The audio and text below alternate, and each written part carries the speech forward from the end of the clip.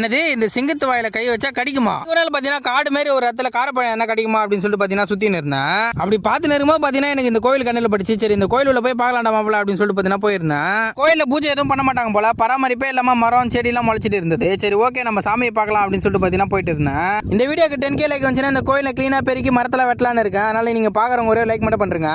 நீங்க பாத்தீங்கன்னா ஒரே ஒரு லைக் மட்டும் தான் பண்ண போறீங்க. நான் தான் கஷ்டப்பட போறேன். அதனால ஒரே லைக் தானே பண்ணி விட்டுருங்க.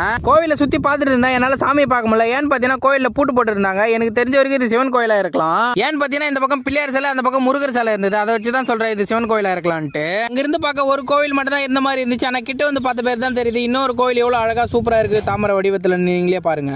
நான் ஸ்டார்டிங்ல சொல்லியிருப்பேன் இந்த சிங்கத்து வாயில கை வச்சா கடிக்கும் அப்படின்னு சொல்லிட்டு. எனக்கு பாத்தீங்கன்னா சின்ன வயசுல இன்னொருத்தவங்க சொல்லியிருக்காங்க. என்னன்னு பாத்தீங்கன்னா இந்த சிங்கத்து வாயில கை வச்சு ஏன்னா போய் சொன்னா கடிச்சிரும் அப்படின்னு சொல்லிட்டு.